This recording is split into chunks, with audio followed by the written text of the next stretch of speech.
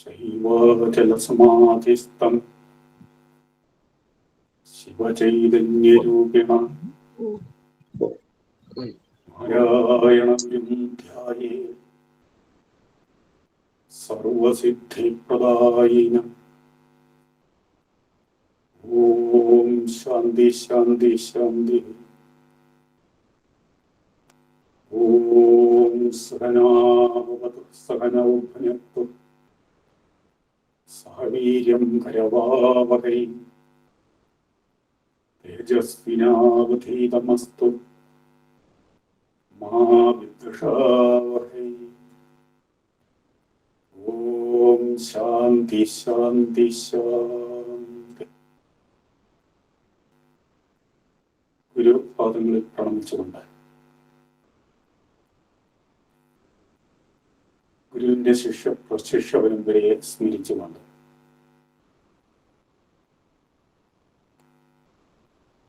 ഇന്നത്തെ നമ്മുടെ സ്മര്യ പുരുഷനായ മഹാത്മാ അയ്യങ്കാളിയുടെ പാവന സ്മരണകൾക്ക് മുമ്പിൽ പ്രണാമങ്ങൾ അർപ്പിച്ചുകൊണ്ട് സ്നേഹനിധികളായ സുഭഗിരി സഹോദരിയം സ്മൈൽ കുടുംബാംഗങ്ങളെ, സജ്ജനങ്ങളെ എല്ലാവർക്കും സ്നേഹവന്ദനം. സൂചിപ്പിച്ചതുപോലെ അയ്യങ്കാളിയുടെ ചരമവാർഷിക ദിനമാണ് ഇന്ന്.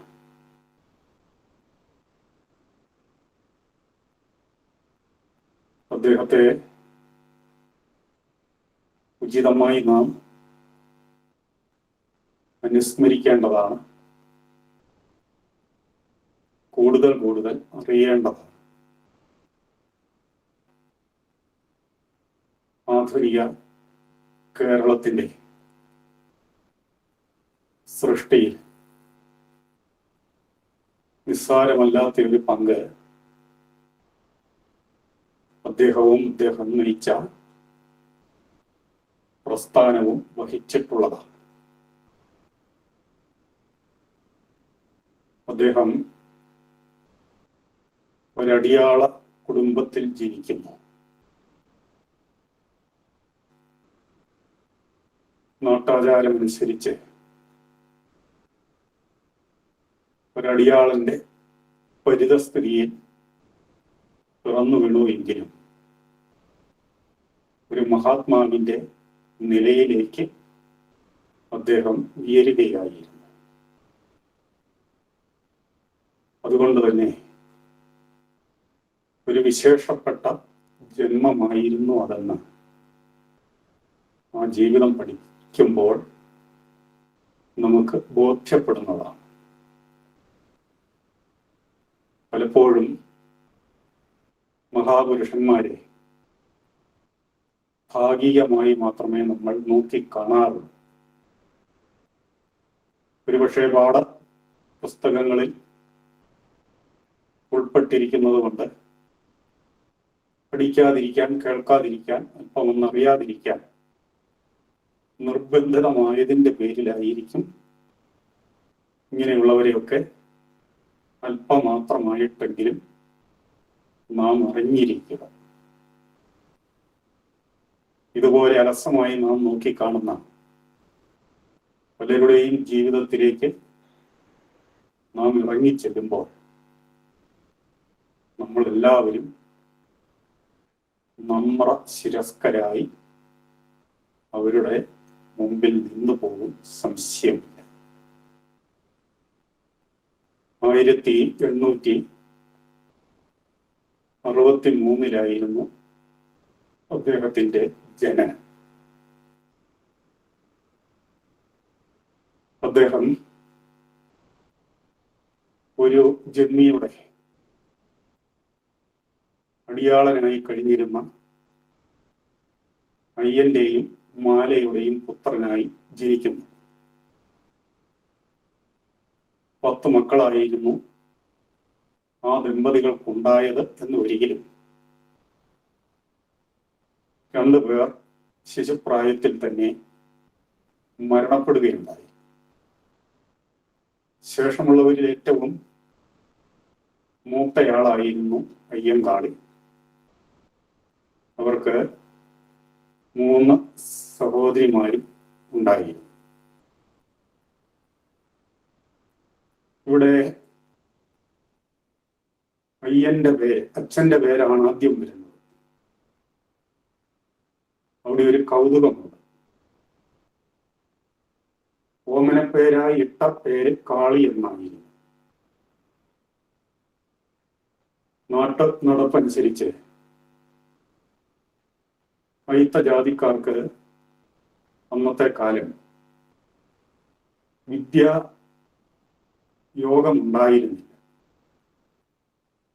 അതുകൊണ്ട് അദ്ദേഹത്തെ എഴുത്തിലിരുത്തേണ്ടി വന്നില്ല. സ്കൂളിലും മറ്റും പേര് ചേർക്കേണ്ടി വന്നില്ല. അദ്ദേഹത്തിന്റെ പേര് ഔദ്യോഗിക രേഖയായി വരുന്നത് 1912 പ്രജാസഭയിലേക്ക് നോമിനേറ്റ് ചെയ്യുമ്പോഴാണ്. അന്നവിടെ രേഖപ്പെടുത്തിയത്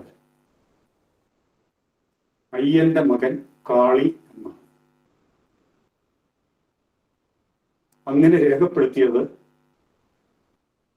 പ്രജാസഭയിൽ അയ്യന്റെ മകൻ കാളി എന്ന് പറയേണ്ടത് അയ്യൻ കാളി എന്ന് പറഞ്ഞു പോന്നു. അങ്ങനെയാണ് അദ്ദേഹത്തിന്റെ പേര് അയ്യൻ കാളി എന്നായത്.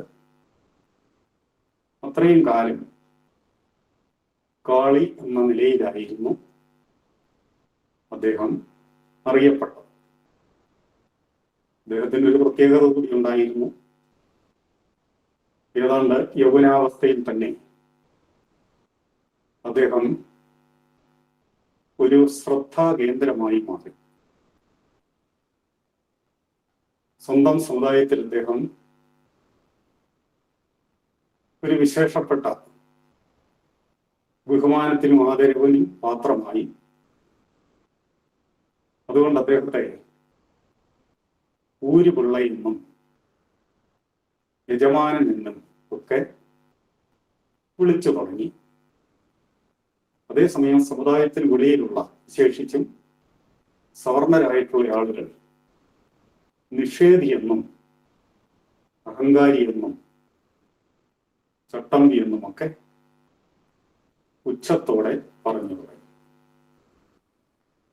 ഈ രീതിയിലാണ് അദ്ദേഹം അറിയപ്പെട്ടിരുന്നത് എന്നതുകൊണ്ട് അദ്ദേഹത്തിന്റെ നാമത്തിന് കൂടുതൽ പ്രസക്തി ഇല്ലായിരുന്നു എന്നതാണ് വാസ്തവം. 1888 ആ വർഷമാണ് 25-ാം വയസ്സിൽ അദ്ദേഹം വിവാഹിതനാകുന്നത്.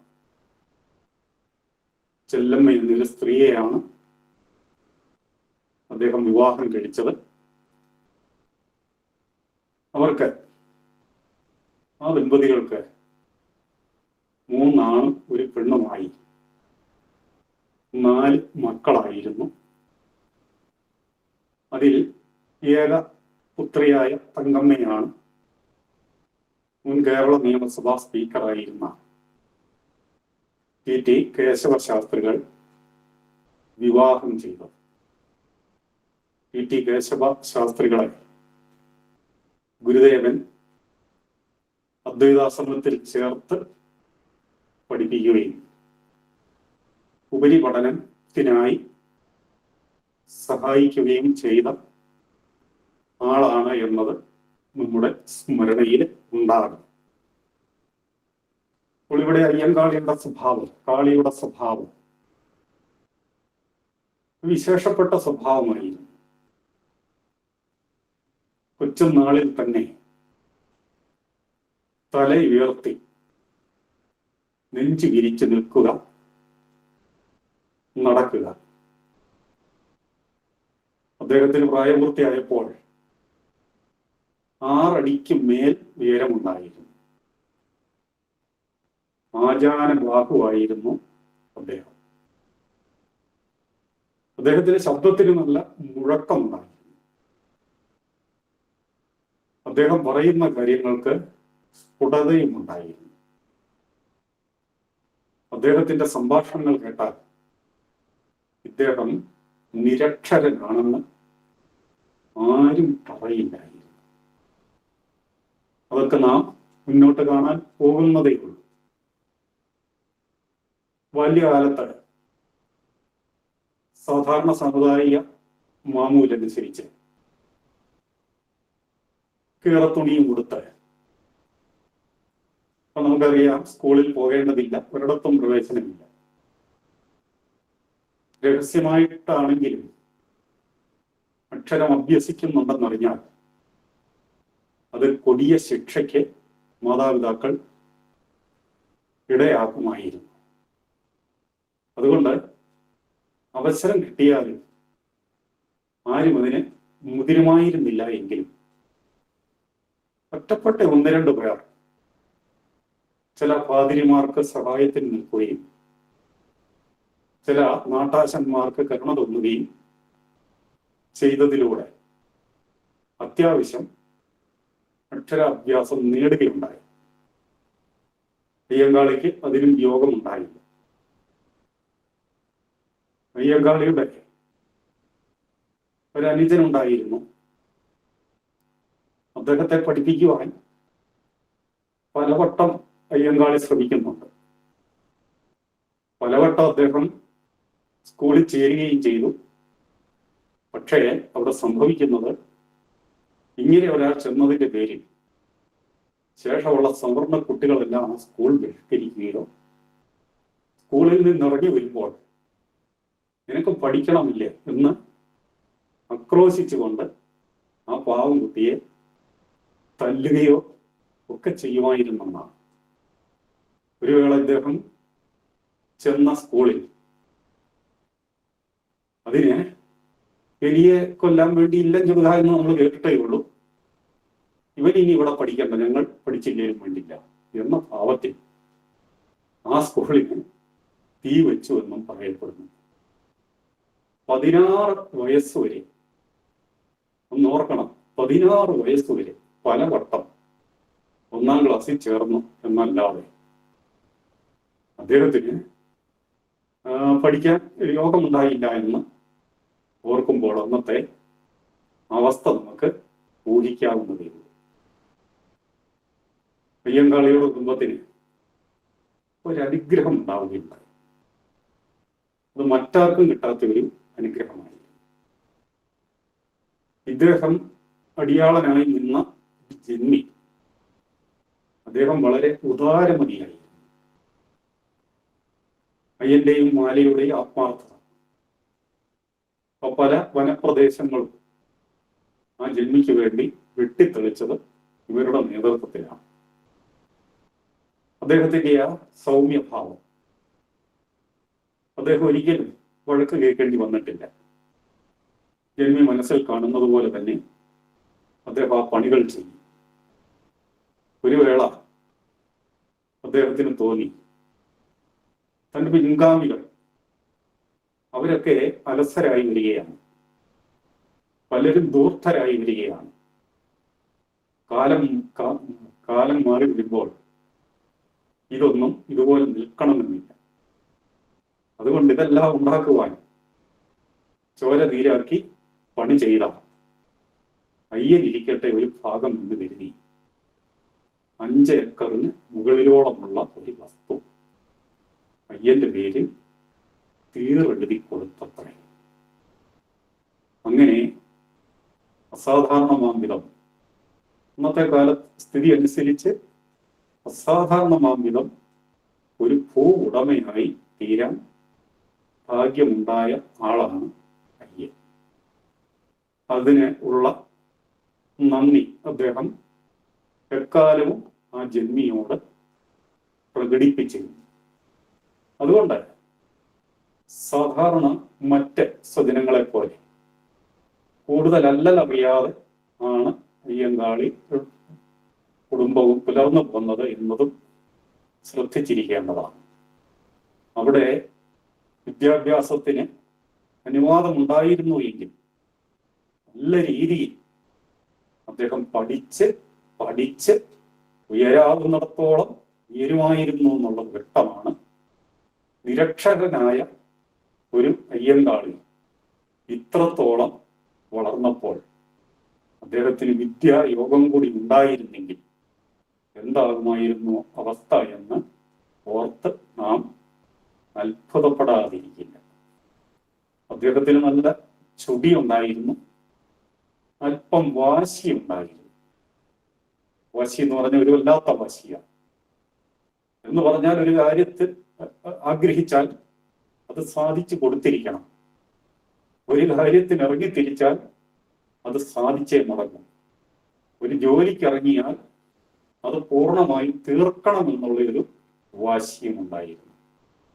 അന്നത്തെ കാലമാണ്.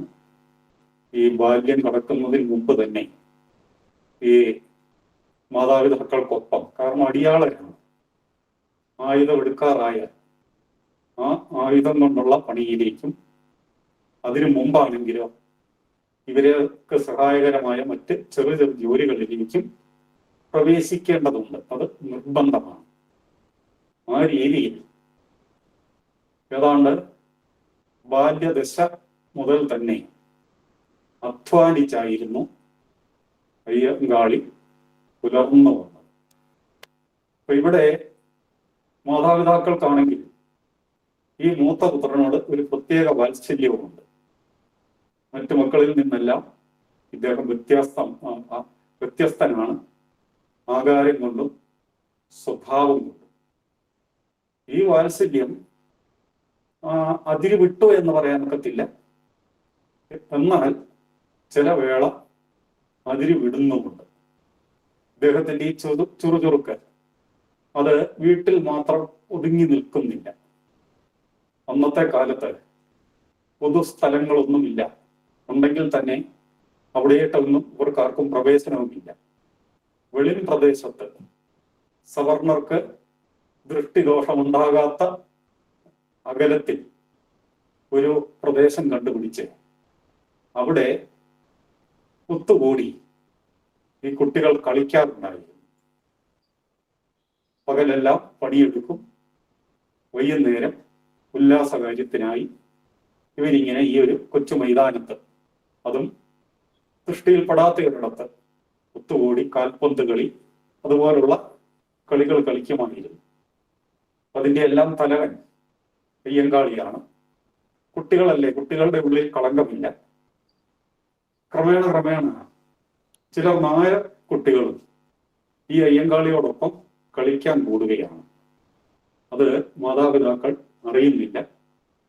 അറിഞ്ഞു കഴിഞ്ഞപ്പോൾ അത് വലിയ പ്രശ്നവുമാകുന്നുണ്ട്.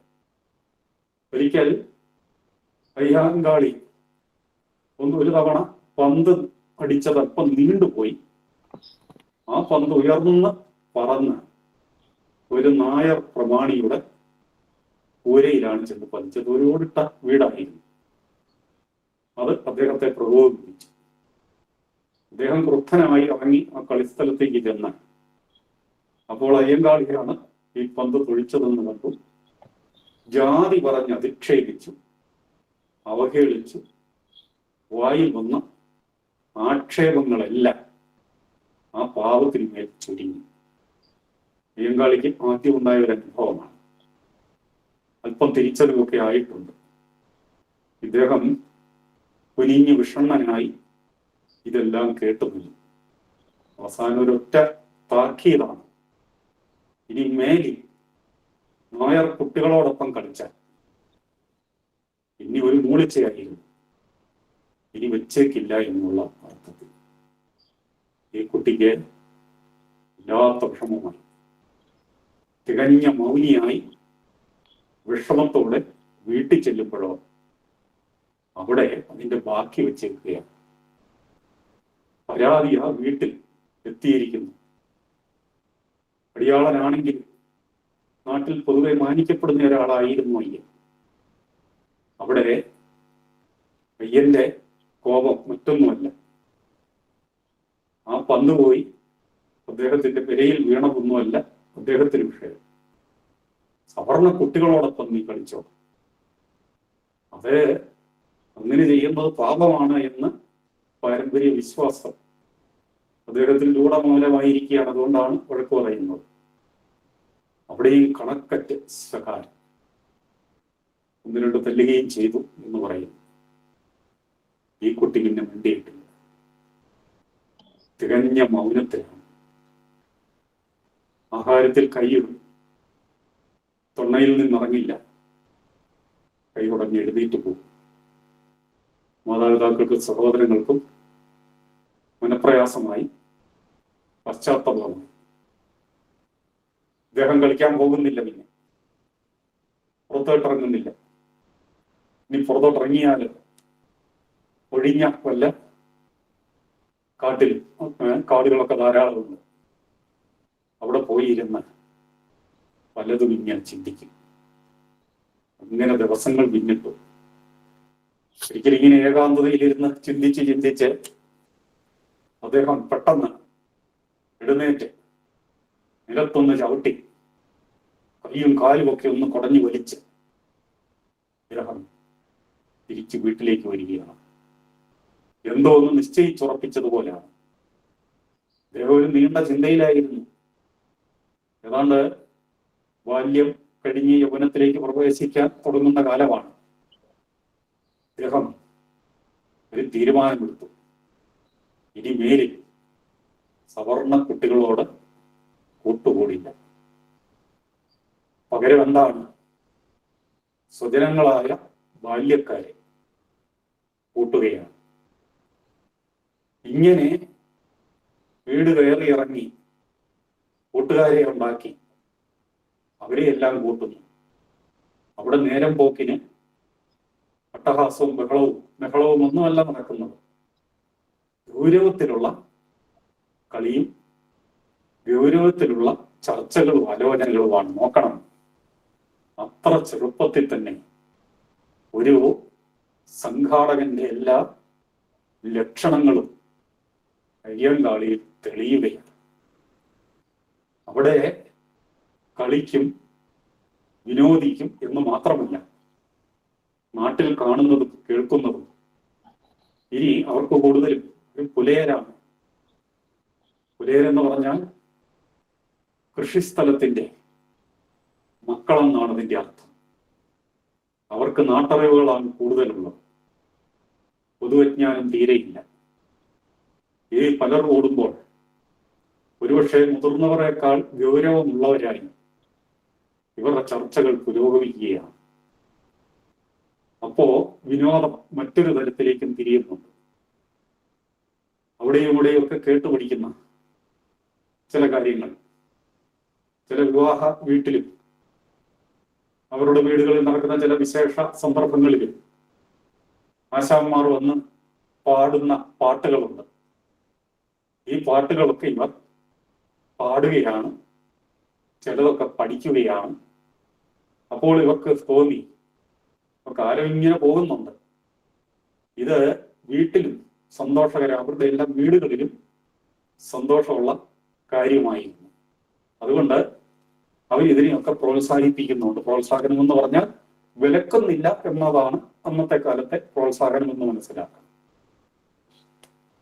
ഇവർക്ക് പിന്നീട് തോന്നി, കുറച്ച് കായികാഭ്യാസം കൂടി ആയാലെന്താണ്, അറിയാവുന്ന ഗുസ്തികളൊക്കെ പിടിക്കും. അവർക്ക് എന്തോ തോന്നി, ഇതൊന്നും പോരെ. അങ്ങനെ ഇരിക്കെ അതിൽ ഒരു കുട്ടിക്ക് അറിയാവുന്ന ഒരാശാൻ ഉണ്ടായിരുന്നു. ആ ആശാനെ ചെന്ന് കണ്ടു. ആ ആശാൻ പതിവ് പോലെ വൈകുന്നേരം വന്ന് ഈ കുട്ടികളെ പലവിധ കായിക അഭ്യാസങ്ങളും ഗുസ്തി മുറകളും കൂട്ടത്തിൽ മർമ്മ വിദ്യയും ഒക്കെ പഠിപ്പിക്കുകയുണ്ടായി. അതൊക്കെ നീണ്ട കാലമാണ്, ഒന്നും രണ്ടും ദിവസമല്ല. അതോടൊപ്പം അവരിൽ വേറൊരു ആശയവും കൂടി മുളകൂട്ടുകയാണ്. അവർക്ക് ഈ കലാപരമായ അഭ്യാസവും കൂടി വേണം. അതിനും പറ്റിയ ഒരു ആശാനെ കായിക ആശാൻ തരപ്പെടുത്തി കൊടുത്തു. അദ്ദേഹം വന്ന് പരമ്പരാഗതമായ പല കലകളും, അത് എല്ലാവർക്കും അനുഷ്ഠിക്കാൻ പറ്റുന്നതല്ല, ഓരോരുത്തർക്കും വിധിച്ചിട്ടുള്ളതുണ്ട്, അതിൽ ഒതുങ്ങി നിന്നുകൊള്ളണം. അങ്ങനെ അവർ കാക്കാരശ്ശി നാടകം അതുപോലുള്ള ചില കലാവിദ്യകളൊക്കെ പഠിക്കുകയും അവർ തന്നെ അഭിനയിക്കുകയും ക്രമേണ ഇതൊക്കെ കാണാനും ആസ്വദിക്കുവാനും സ്വജനങ്ങൾ ഇങ്ങനെ അവിടെ ഒറ്റയ്ക്കും പൊറ്റയ്ക്കുമായിട്ടൊക്കെ വന്ന് ചെറു സംഘങ്ങളാവുകയും ചെയ്യും. അപ്പൊ അതിൻ്റെ എല്ലാം നേതാവ് അയ്യങ്കാളിയായിരുന്നു. അപ്പൊ ഇതിനെയെല്ലാം വളരെ അച്ചടക്കത്തോടെ നയിച്ചു കൊണ്ടുപോകുവാൻ അദ്ദേഹത്തിന് മാത്രമേ കഴിയുകയുള്ളായിരുന്നു. എന്ന് മാത്രമല്ല, അദ്ദേഹം പറയുന്നത് അക്ഷരം പ്രതി പാലിക്കുവാൻ തന്റെ സഹപ്രവർത്തകരായ ബാല്യക്കാർ അല്ലെങ്കിൽ യുവാക്കൾ പൂർണ്ണ സജ്ജരുമായിരുന്നു എന്നുള്ളതാണ്. അപ്പൊ അങ്ങനെ ഏതാണ്ട് ഒരു ഏകോദര സഹോദര ബുദ്ധിയോടെ ഒരു സംഘം അവിടെ രൂപപ്പെട്ടു എന്നൊന്ന് ഓർക്കണം. ഇവർ ഉടനടിയൊന്നും വിപ്ലവത്തിലേക്ക് പോകുന്നില്ല. അപ്പം അയ്യങ്കാളിയുടെ വിവാഹത്തിന്റെ കാര്യം പറഞ്ഞു, അത് 25-ാം വയസ്സിലാണ്. അത്ര ഒന്നും എത്തുന്നില്ല. വിവാഹത്തിനും എത്രയോ മുമ്പ് തന്നെ ഈ വക കാര്യങ്ങളിൽ അവർ ഏർപ്പെട്ട് കഴിഞ്ഞിരുന്നു. ഏതാണ്ടൊരു പ്രായം കഴിഞ്ഞു, യൗവനത്തിന്റെ ആ ചോരത്തിളപ്പുണ്ട്. അപ്പോൾ അവിടെ മകൻ വഴിതെറ്റി പോകുമോ എന്ന ഒരു സൂചന, സംശയം തോന്നിയപ്പോൾ തന്നെ മാതാപിതാക്കൾ കല്യാണത്തിനായി ആലോചിക്കുകയും ഉടനടി തന്നെ അത് നടത്തുകയുമായിരുന്നു. അങ്ങനെ വഴിതെറ്റിപ്പോകാതെ ആ ജീവിതത്തെ ചേരേണ്ടടുത്ത് ചേർത്ത് നിർത്തുവാനും ആ മാതാപിതാക്കൾക്ക് കഴിഞ്ഞു. അത് അയ്യങ്കാളിയുടെ ജീവിതത്തിലെ ഏറ്റവും വലിയ സൗഭാഗ്യമായി കാണുകയാണ്. അല്ലായിരുന്നു എങ്കിൽ മറ്റൊരു തലത്തിലേക്ക് ആ ജീവിതം തിരിയുമായിരുന്നു, അതിന് സാധ്യതയുള്ളതായിട്ടാണ് ചൂണ്ടിക്കാണിക്കപ്പെടുന്നത്. പ്രിയമുള്ളവരെ, ഇനിയാണ് അദ്ദേഹത്തിന്റെ പ്രവർത്തനങ്ങൾ നമ്മൾ ശ്രദ്ധിക്കേണ്ടത്. ഏതാണ്ട് 1893 കാലമായി.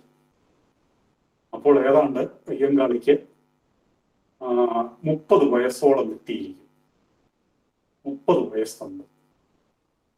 ഇതിനോടൊപ്പം വേറെ ചർച്ചകളെ കുറിച്ച് നമ്മൾ പറഞ്ഞല്ലോ. എത്ര കാലത്തെ ചർച്ചയാണ്. അവർക്ക് മുഷിയുന്നില്ല. അവരുടെ സൗഹൃദവും സ്വജനങ്ങളുടെ ആ കൂട്ടായ്മയും ചെറുപ്പക്കാരുടെയാണെന്ന് ഓർക്കണം. ഒന്നിനൊന്നിന് ഉറച്ചു വരികയാണ്.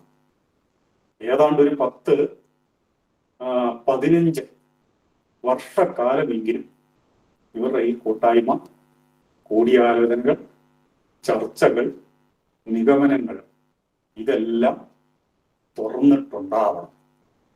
1893 അയ്യങ്കാളി ഒരു തീരുമാനമെടുക്കുന്നു, നടപ്പാക്കും. ഒരു കാളവണ്ടി മേടിക്കുക, വില്ലുവണ്ടി എന്ന് പറയും. അപ്പം അദ്ദേഹം മാറി താമസിച്ചു തുടങ്ങിയായിരുന്നു. അറിയാമല്ലോ, മറ്റ് കുടിലുകളിലുള്ളതുപോലെ അത്ര ദാരിദ്ര്യമില്ല. ഒരു വില്ലുവണ്ടി സംഘടിപ്പിച്ചു. അദ്ദേഹം കാണിച്ച മറ്റൊരു വിപ്ലവമുണ്ട്. പരമ്പരാഗതമായ വേഷം പറിച്ചെറിഞ്ഞു. മുട്ടുവരെ എത്തുന്ന ഒരു മുണ്ട് മാത്രമേ ഉടുക്കാൻ പാടുണ്ടായിരുന്നുള്ളൂ. അത് ദേഹം നഗ്നമായിരിക്കണം. തലയിൽ തുപ്പിപ്പാള ചൂടാം. ഇതിനപ്പുറം പാടില്ല. അത് സ്ത്രീകൾക്കാണെങ്കിലും അങ്ങനെ തന്നെ. മാർ വിവസ്ത്രമായിരിക്കണമെന്ന് ആചാരമാണെന്ന് ലംഘിക്കപ്പെട്ടുകൂടാ. അത് ലംഘിക്കുന്നത് പാപമാണെന്നും ആ പാപങ്ങൾ കരുതിയിരുന്നു.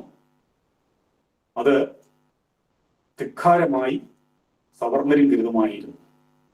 അതുകൊണ്ട് അതെല്ലാം ഉറച്ചുപോയ ശീലങ്ങളായിരുന്നു. ഒരു വേള നാട്ടുകാർ ഒരു വിശ്വസിക്കാനാവാത്ത ഒരു കാഴ്ച കാണും. ഇതാ പൊടി പുറപ്പിച്ചുകൊണ്ട്, മണിനാഥം കേൾപ്പിച്ചുകൊണ്ട് ഒരു വണ്ടി വരും.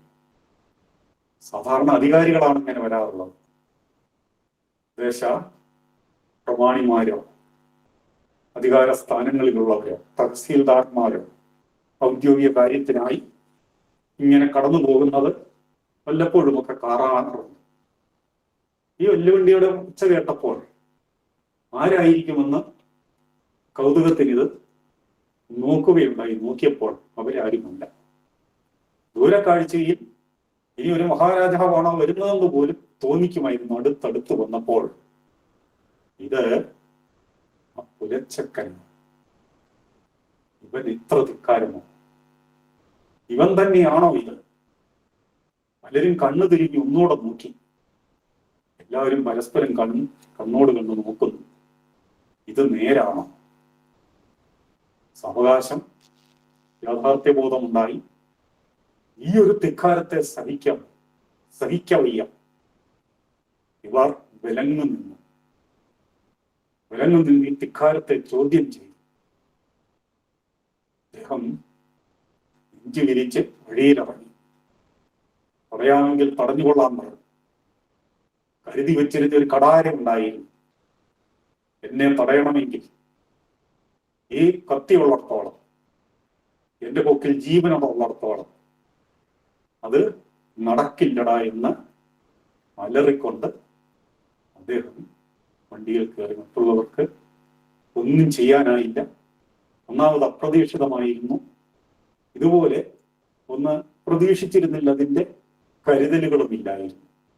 അങ്ങനെ മണിശബ്ദം മുഴക്കിക്കൊണ്ട്, പൊടി പാറിച്ചുകൊണ്ട്, വിജയഭേരി മുഴക്കിക്കൊണ്ട് എന്ന് പറയാം, ആ വില്ലുവണ്ടി ആ ഉൾനാടുകളിലൂടെയെല്ലാം കറങ്ങിപ്പോകും.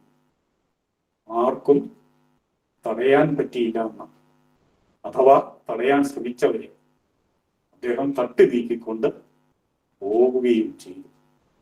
അപ്പൊ നോക്കണം, അദ്ദേഹത്തിന്റെ മാറിയ വേഷം നല്ല ശുഭ്രവസ്ത്രം ധരിച്ച് ഒരക്കയ്യൻ ബനിയനുമിട്ട് തലയിലൊരു കെട്ടും കെട്ടി പ്രൗഢിയോടെയാണ് ആ വില്ലുവണ്ടിയിൽ ഇരിക്കുകയുണ്ടായത്. അദ്ദേഹത്തിന്റെ ഭാഷ ഈ മലയാളമായിരുന്നെങ്കിലും തമിഴ് കലർന്ന ഭാഷയായിരുന്നു.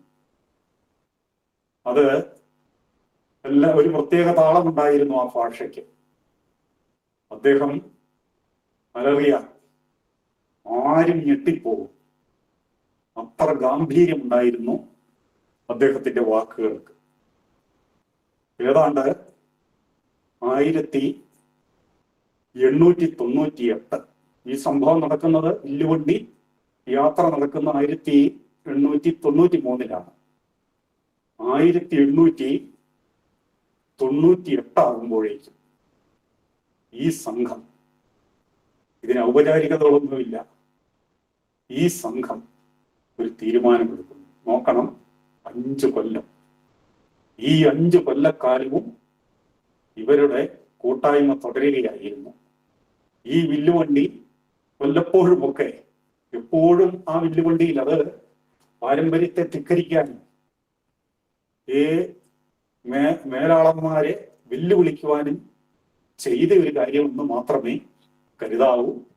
അദ്ദേഹമല്ലാതെ സദാസമയം വില്ലുവണ്ടിയിൽ ധരിച്ചു എന്ന് കരുതരുത്. എന്നിരുന്നാലും വല്ലപ്പോഴുമൊക്കെ ഈ വില്ലുവണ്ടിയുടെ ശബ്ദം ആ നാടുകളിൽ പ്രകടമായിരുന്നു.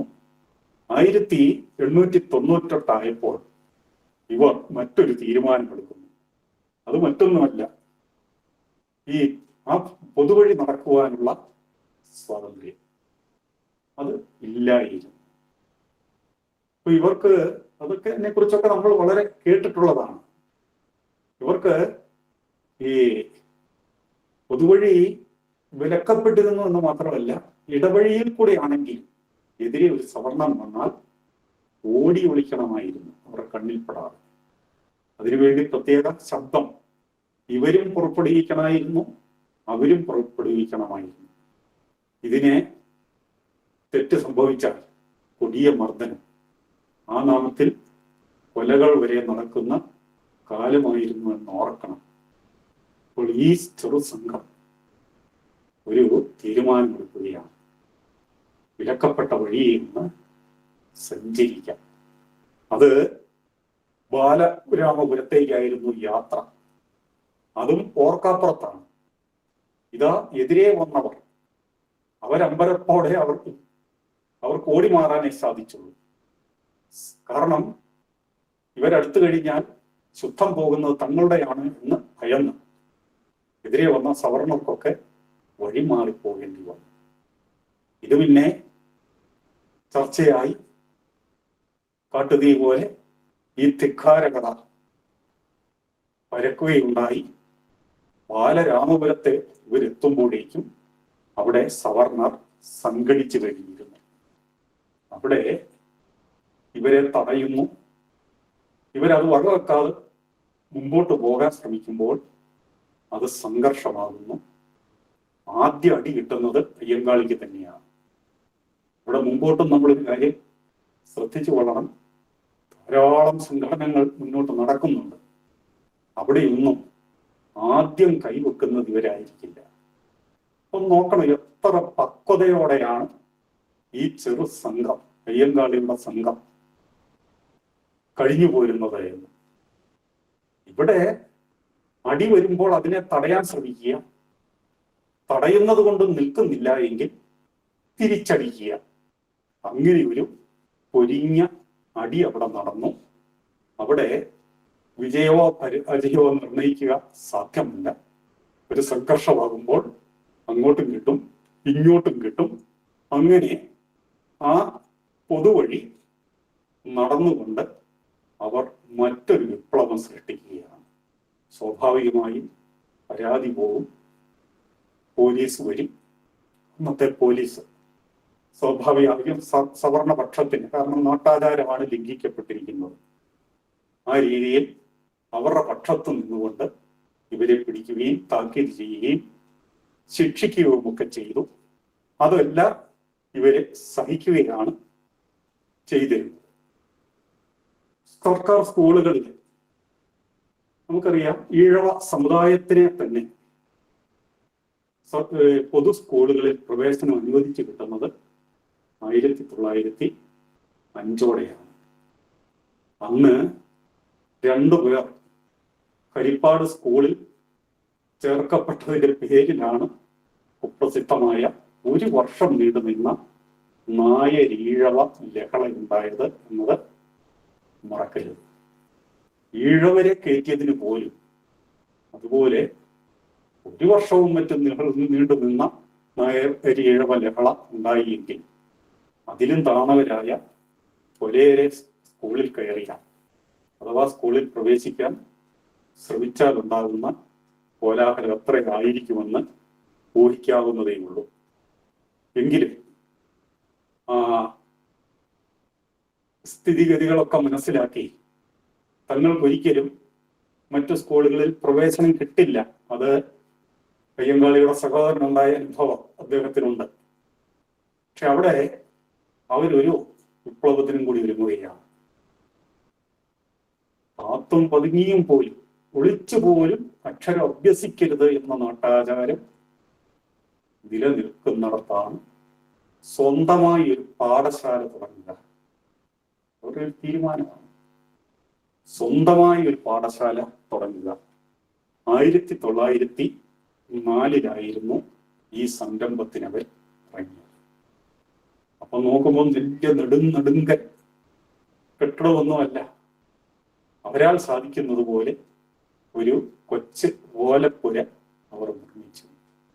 പിന്നീടാണ് മനസ്സിലാകുന്നത് അതൊരു പാഠശാലയ്ക്ക് വേണ്ടിയാണ്. ഇതറിയേണ്ട താമസം സവർണർ സംഘടിച്ചു വന്നു. അതിനെ നശിപ്പിച്ചു കളഞ്ഞു, തീയിട്ട് കളഞ്ഞു. അതിന്റെ ഗൗരവം അവർക്കറിയില്ല. അത്ര കൊടിയ പാപമാണെന്ന് അവർക്കറിയില്ല.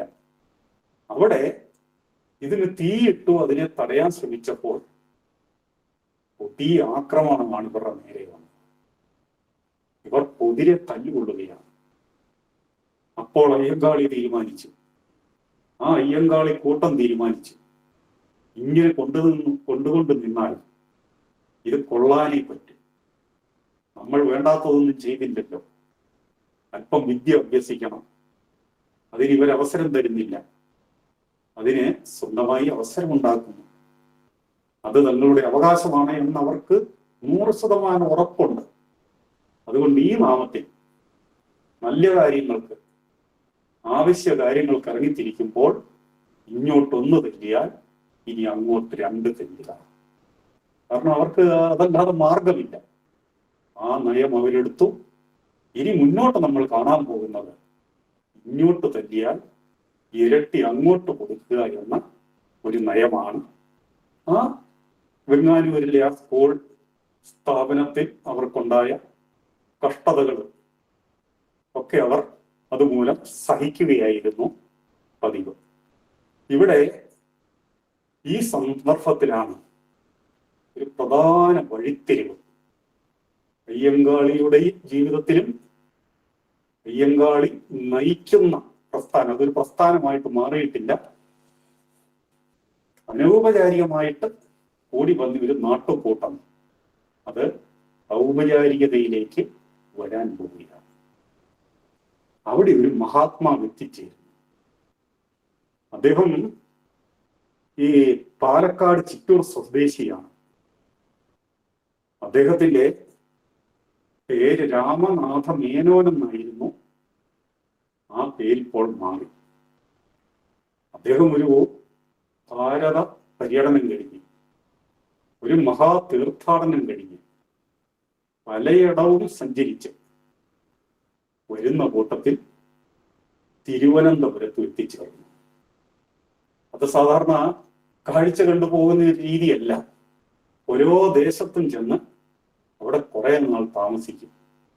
ഒരു മഹാപ്രയാണമാണ് സദാനന്ദ സ്വാമികൾ.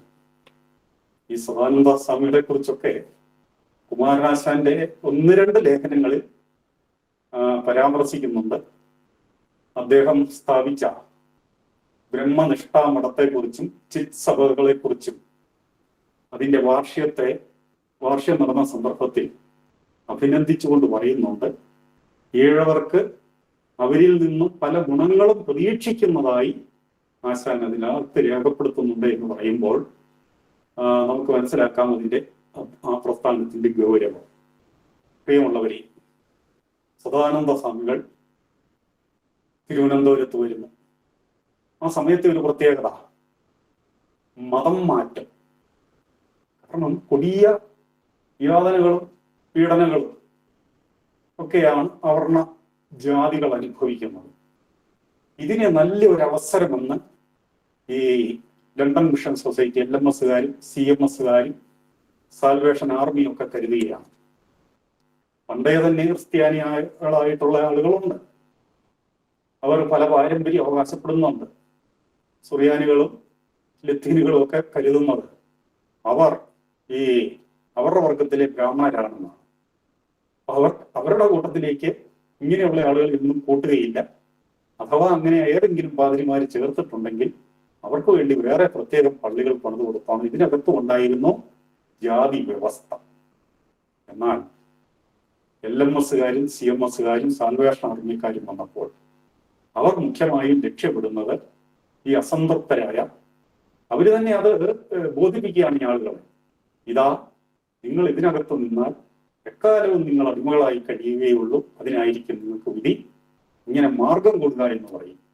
മാർഗം കൂടിക്കഴിഞ്ഞാൽ നിങ്ങൾക്ക് എല്ലാ സ്വാതന്ത്ര്യങ്ങളും സൗകര്യങ്ങളും കൈവരും.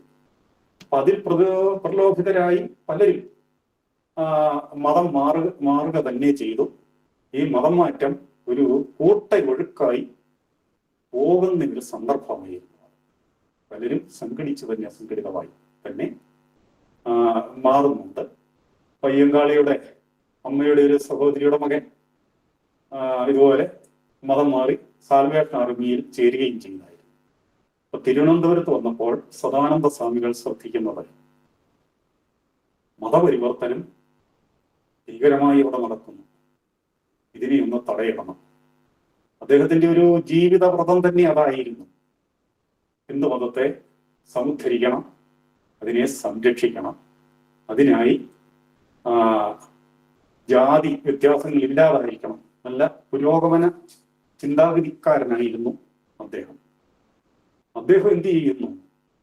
കിഴക്കേ കോട്ടവാതിൽ, അവിടെയാണ് ഏറ്റവും കൂടുതൽ ആളുകൾ കടന്നു പോകുന്നതും ഒന്ന് സഞ്ചയിച്ച് നിൽക്കുന്നതും. അവിടെ ഈ ക്രിസ്തീയ പ്രഘോഷകരെ അനുസ്മരിക്കും വിധം ഒരു വീഞ്ഞപ്പെട്ടി ഇട്ട് നിന്ന് അതിൽ കയറി നിന്ന് അദ്ദേഹത്തിന് നല്ല തമിഴ് ഭാഷ പാണ്ഡിത്യമുണ്ടായിരുന്നു.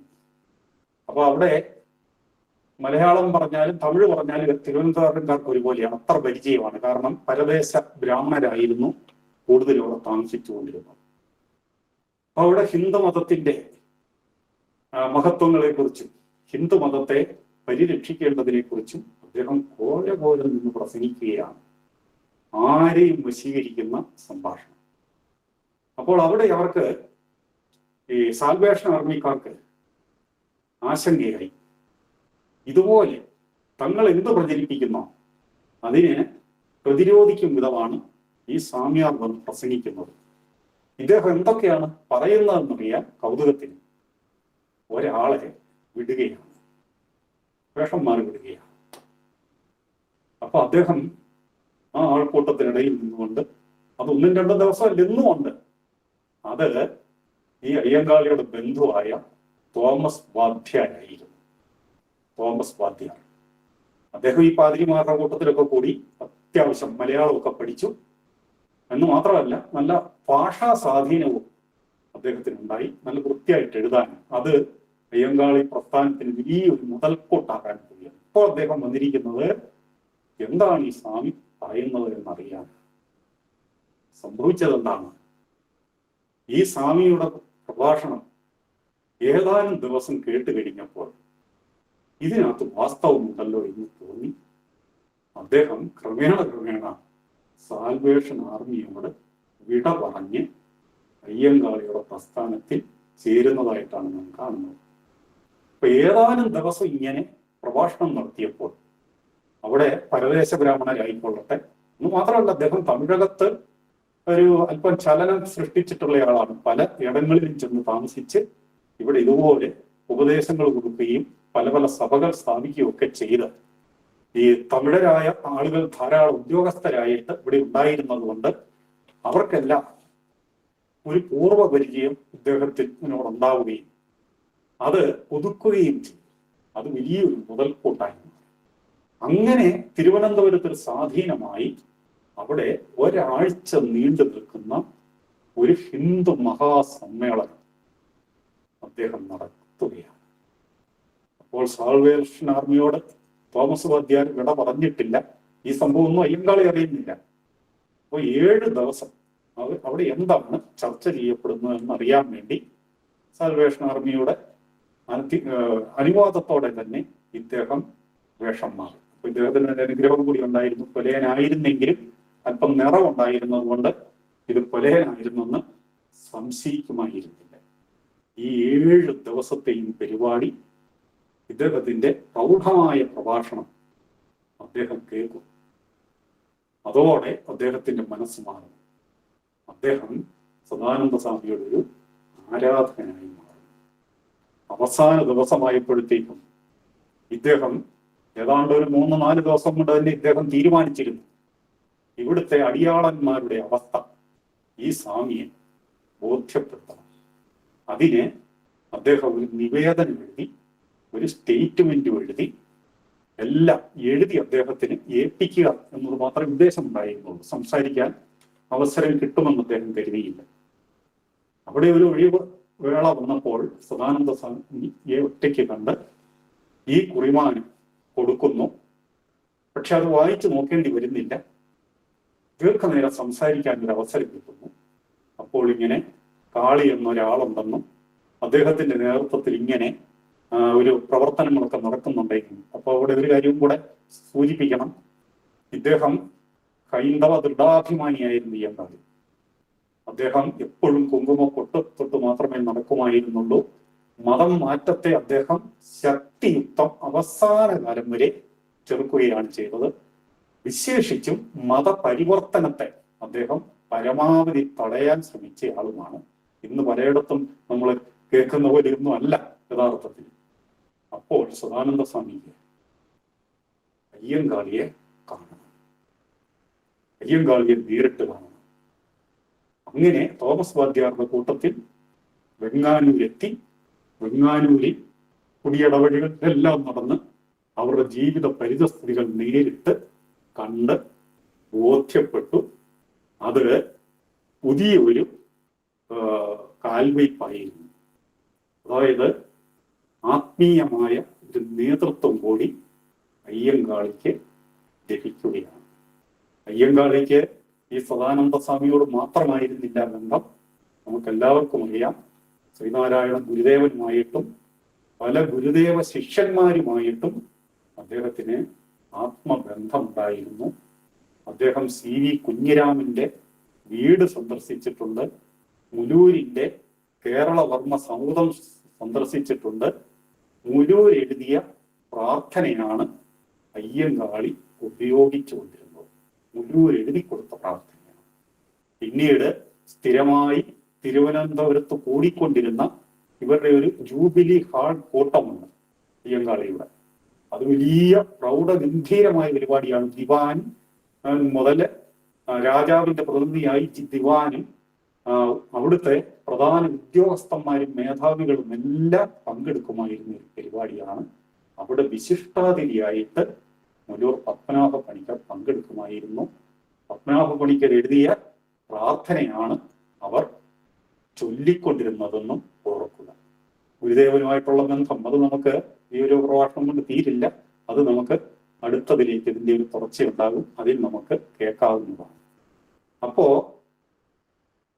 ആത്മീയതയുമായി, ആത്മീയ പ്രസ്ഥാനങ്ങളുമായി, ആത്മീയ ആചാര്യന്മാരുമായി അയ്യങ്കാളിക്കുള്ള ബന്ധം, അത് അയ്യങ്കാളിയെ ഏത് തരത്തിൽ സ്വാധീനിച്ചു എന്നുള്ളത് നമ്മൾ ചിന്തിച്ചു നോക്കേണ്ടതാണ്.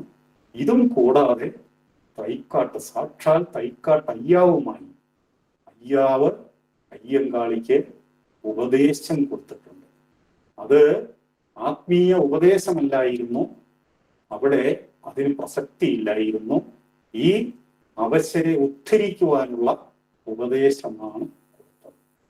അയ്യങ്കാളി ഒരിക്കൽ ഈ തിരുക്കണ്ടം വഴി നടന്നു വരുമ്പോൾ കച്ചേരി കഴിഞ്ഞ് ഈ അയ്യാവും ശിഷ്യന്മാരും എതിരെ വരുന്നുണ്ടായിരുന്നു. പ്രിയപ്പെട്ട ഗുരുനാഥനെ കണ്ടു, താണ് നമസ്കരിച്ചു. ആരെ? കാളിയ. അപ്പോൾ അവിടെ അദ്ദേഹം ആ മുഖത്ത് സൂക്ഷിച്ചൽപ്പനേരം നോക്കി നിന്നിട്ട് പറയുന്നത്, എന്റെ പേര് രാജാക്കന്മാർ ഉരുവിടും, എഴുതി വെക്കും, പ്രജാസഭയിലും നീ പോകും. ഇതാ കൈ ഉയർത്തി അനുഗ്രഹിച്ചിട്ട് അയ്യങ്കാളി നെഞ്ചത്ത് കൈവച്ചു പോയി. ഇതാരാണ് പറയുന്നത്? അയ്യാവിന്റെ മഹത്വം അറിഞ്ഞവരാണ് അയ്യങ്കാളി. എങ്കിലും ഇത് സാധ്യമാകുമോ? ദൈവമേ, ഇത് പറഞ്ഞ് ഒറ്റയാഴ്ച തികയുന്ന ദിവസം അയ്യാവു സ്വാമി മഹാസമാധി പ്രാപിച്ചു. ഇത് അനുഗ്രഹമല്ലായിരുന്നു, ഒരു പ്രവചനമായിരുന്നു എന്ന് സ്ഥിരിക്കേണ്ടതാണ്. ഒരു കാര്യവും കൂടി പറഞ്ഞുകൊണ്ട് ഈ സെഷൻ നമുക്ക് അവസാനിപ്പിക്കാം. അതായത് അയ്യങ്കാളിയെ ഈ വാശി പിടിപ്പിച്ചത്. മാർഗം കൂടി പലരും പോകുന്നുണ്ട്. ഈ മാർഗം കൂടി പോകുന്ന പുതു ക്രിസ്ത്യാനികൾ, അവർക്ക് ഇച്ചിരി അഹംഭാവം കൂടും. അവർക്കൊരു തരത്തിലൊരു മനോരോഗമാണ്. മാറാതെ നിൽക്കുന്നവരെ അവഹേളിക്കുക, അവരെ പുച്ഛിക്കുക, അവരെ കണ്ടവാനും പ്രകോപിപ്പിക്കുക. അതേസമയം ഈ പാകത വന്ന ക്രിസ്ത്യാനികൾക്കതില്ല. അവർ സ്വച്ഛമായിട്ട് നടക്കുമ്പോൾ ഈ പുതുതായി മാറിപ്പോകുന്നവർക്കാണ് ഹൈന്ദവ മതത്തെ, ഹൈന്ദവ രീതികളെ പുച്ഛിച്ചുകൊണ്ടും അവഹേളിച്ചുകൊണ്ടും ഇതിൽ കൂടി നിൽക്കുന്നവരെല്ലാം അജ്ഞാനികളാണെന്നും തങ്ങളാണ് യഥാർത്ഥ ജ്ഞാനികളെന്നും ഇവരങ്ങോട്ട് ചെന്നതേ ഉള്ളൊരു നിമിഷത്തിൽ. അവിടുത്തേതൊന്നും പഠിച്ചിട്ടുണ്ടാവില്ല. ഇവിടെ നിന്ന് വല്ലതും പഠിച്ചിട്ടുണ്ടെങ്കിൽ അങ്ങനെ പോകത്തുമില്ലല്ലോ. അയ്യങ്കാളി ചിന്തിച്ചു, ഇത് ശരിയല്ല, ഇതിനെ വല്ല വിധേനയും പ്രതിരോധിക്കണം. അതിനുവേണ്ടി ഈ അയ്യങ്കാളി സംഘം, അതിലിപ്പോഴും ഒരു പേര് വന്നിട്ടില്ല എന്ന് ഓർക്കണം, അതാകാൻ പോകുന്നതേ ഉള്ളൂ. അതുകൂടി പരാമർശിച്ചുകൊണ്ട് നമുക്ക് ഇന്നത്തെ അവസാനിപ്പിക്കാം. അപ്പോൾ അവിടെ കുടിയടകൾ കയറിയിറങ്ങി ഇതിനെതിരെയുള്ള പ്രചാരണം അവരാരംഭിച്ചു. അപ്പൊ അയ്യങ്കാളി പറഞ്ഞാൽ യജമാനനാണ്, ഊർപിള്ള എന്നാണ് വിളിക്കുന്നത്. അപ്പൊ അവിടെ അയ്യങ്കാളി ഇതുപോലെ ഒരു പ്രതിരോധവുമായിട്ട് ഇറങ്ങുന്നത് തങ്ങൾക്ക് ദോഷമാണെന്ന് സാൽവേഷൻ ആർമിക്കാർ കാണുന്നു. അവരപ്പോൾ ഒരു ഉപായമെടുക്കുന്നു. അവരുടെ ഒരു പ്രധാന പ്രചാരകയായ ഒരു മദാമ്മ ഉണ്ടായിരുന്നു സാൽവേഷൻ ആർമിയിൽ. അവർ ആ നാട്ടിൽ വന്നിരിക്കുന്ന സമയമാണ് അയ്യങ്കാളിയെയും അവരെയും കൂടിക്കാണിക്കുക. അതിനൊരവസരമുണ്ടായി. അയ്യങ്കാളിയും സംഘവും അതിന് ചെല്ലുകയും ചെയ്തു. അവിടെ ചെന്നപ്പോൾ ഈ അയ്യങ്കാളിയെ മതം മാറ്റാൻ സാധിക്കുമെന്നുള്ള ആത്മവിശ്വാസത്തിൽ തന്നെയാണ് അവർ അയ്യങ്കാളിയോട് സംഘത്തോട് ഇടപെടുന്നത്. അയ്യങ്കാളി പക്ഷേ അതിനെ വഴിപ്പെടുന്നില്ല. അയ്യങ്കാളി അങ്ങനെ പ്രലോഭിപ്പിക്കാനുള്ള കണക്കൂട്ടല് തെറ്റിപ്പോയി. അപ്പം അയ്യങ്കാളി കുറെ സമയം ഇത് കേട്ടിരുന്നു. എന്നിട്ട് പൊതുവിൽ ഈ അവിടെ ചെന്ന ആളുകളോട് ക്രിസ്തീയ വചനങ്ങളും ഒക്കെ പ്രസംഗിച്ചു കൊണ്ടിരിക്കുന്ന സമയം അയ്യങ്കാളി ഒരു കസേരയിലിരുന്നു. അവിടെ ഇരുന്ന് അല്പം ഒന്ന് മയങ്ങിപ്പോയി. അപ്പൊ ആ സമയത്ത് ഒരു തേങ്ങ അടർന്ന് ഇദ്ദേഹത്തിന്റെ തലയിൽ പതിച്ചത്രേ. ഇദ്ദേഹം ബോധം കെട്ട് മറിഞ്ഞു വീഴുകയും ചെയ്തു. പെട്ടെന്ന് എല്ലാവരും കൂടെ താങ്ങി പിടിച്ച് എഴുന്നേറ്റു. എല്ലാവരും ഭയന്നു പോയി. ഒരു നാളികേരമാണതും ശക്തിയിൽ വന്ന് പതിച്ചിരിക്കുന്നു. ഇദ്ദേഹത്തെ തട്ടി ഉണർന്നു. ഇയാൾ കണ്ണു തുറക്കുന്നത് അസാധാരണമായ ഒരു തീഷ്ണതയാണ് ഈ കണ്ണുകളിൽ. ഇദ്ദേഹത്തിന് ഒന്നും പറ്റിയതായിട്ട് സത്യത്തിൽ ഒന്നും പറ്റിയില്ല. ഇത് അയ്യങ്കാളിയുടെ ജീവിതത്തിൽ കാണാൻ കഴിയുന്ന ഒരു ഏക അത്ഭുതം ഈ സംഭവം തന്നെയാണ്. ഇത് അദ്ദേഹം തന്നെ പറയുമ്പോൾ നമ്മൾ ഇതിനെ അവഗണിക്കണമോ? അദ്ദേഹം പറയുന്നു, ഈ ഒരു വേള ഈ തേങ്ങ വന്ന് പതിച്ചതായിട്ടൊന്നും അയാൾക്ക് തോന്നുന്നില്ല. ഒരു വേള എൻ്റെ തലയിലൂടെ ഒരു മിന്നലുണ്ടായി. എൻ്റെ ഹൃദയത്തിൽ നല്ലൊരു വെളിച്ചമുണ്ടായി. ഞാൻ അത് അനുഭവിച്ചു കൊണ്ട് തന്നെ കിടക്കുകയായിരുന്നു. ഞാൻ മറ്റൊന്നും ചിന്തിച്ചില്ല. ഇദ്ദേഹമാണ് ഒരു അസാധാരണമായ ശൗര്യത്തോടെ ഉത്സാഹത്തോടെ എഴുന്നേൽക്കുകയാണ്. ഈ മദാമ്മയോട് വിട പറഞ്ഞു തൻ്റെ ആളുകളെയും വിളിച്ചുകൊണ്ട് ഇദ്ദേഹം പിൻവാങ്ങി. ഇദ്ദേഹം എന്തോ കരുതി ഉറച്ചാണ് ഇറങ്ങിപ്പോയതെന്ന് എല്ലാവർക്കും മനസ്സിലായി. ഇദ്ദേഹം ചെയ്തതെന്താണെന്നറിയുമോ? പിറ്റേ ദിവസം തന്നെ ഇദ്ദേഹം ഒരു വലിയൊരു മെമ്മോറാണ്ടം എഴുതി മഹാരാജാവിന്റെ കയ്യിലെത്തിക്കുവാനുള്ള ഏർപ്പാട് ചെയ്തു. അല്പസ്വല്പം സ്വാധീനമൊക്കെ തോമസ് വാദ്യാർക്ക് ഉണ്ടായിരുന്നത് കൊണ്ട് അദ്ദേഹത്തിന് ഇതിന്റെ ലൈൻ എല്ലാം അറിയാം. ആര് മുഖാന്തരമാണ് ഇത് കൊടുക്കേണ്ടതെന്നറിയാം. ആ മെമ്മോറാണ്ടത്തിൽ ആവശ്യപ്പെട്ടത് അനാവശ്യമായി ഉള്ള ഈ മതപരിവർത്തന ശ്രമങ്ങളെ നിരോധിക്കണം എന്നായിരുന്നു അതിനകത്തെ അപേക്ഷ. അപ്പോൾ ഇതിന്റെ കാര്യങ്ങൾ അയ്യങ്കാളിയുടെ പ്രവർത്തനങ്ങൾ നിരീക്ഷിച്ചു കൊണ്ടിരുന്ന ദിവാൻ EP മാധവരായർ പോയിട്ട് ഈ രാജഗോപാലാചാരി വന്നു കഴിഞ്ഞിരുന്നു. അദ്ദേഹം പരദേശ ബ്രാഹ്മണനായിരുന്നു, തമിഴനായിരുന്നു. സദാനന്ദ സ്വാമികളെ കുറിച്ച് നേരത്തെ കേട്ടിട്ടുണ്ട്. സദാനന്ദ സ്വാമികൾ കൂടിയാണ് ഇതിന് നേതൃത്വം കൊടുക്കുന്നത് എന്ന് അറിഞ്ഞിരുന്ന ഈ രാജഗോപാലാചാരിക്ക് അയ്യങ്കാളിയോട് ഒരു ബഹുമാനമൊക്കെ തോന്നി തുടങ്ങിയിരുന്നു. അതുകൊണ്ട് അദ്ദേഹം മുഖാന്തരം രാജസ്ഥാനത്ത് ഈ നിവേദനം സമർപ്പിക്കപ്പെടുകയും അവിടെ നിന്ന് ഉടൻ തന്നെ ഒരു ഉത്തരവുണ്ടാവുകയും ചെയ്യുന്നു. അത് പ്രകാരമായിരുന്നു, ആരെയും നിർബന്ധിച്ച് മതം മാറ്റിക്കൂടാ. സ്വമനസ്സാലെ ആരെങ്കിലും മതം മാറുവാണെങ്കിൽ അതിനെ തടഞ്ഞുകൂടാ. നിർദോഷമായ ഒരു കാര്യം. അപ്പോൾ ഇവിടെ സ്വമനസാലെ പോകുന്നവരാരുമില്ലായിരുന്നു. അതേസമയം നിർബന്ധപൂർവവും പ്രലോഭിപ്പിച്ചുമായിരുന്നു ഇവർ മതം മാറ്റിയിരുന്നത് എന്നതുകൊണ്ട് ഈ ഒരു രാജകീയ ശാസനം അത് പ്രയോജനം ചെയ്തു, ഗുണകരമായി എന്നാണ് പറയേണ്ടത്. പ്രിയമുള്ളവരെ, ഏതാണ്ട് ഈ മതപരിവർത്തന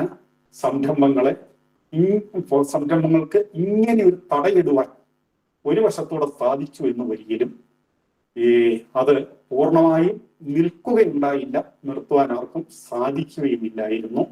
ഇനി നാം കാണാൻ പോകുന്നത് അയ്യങ്കാളി.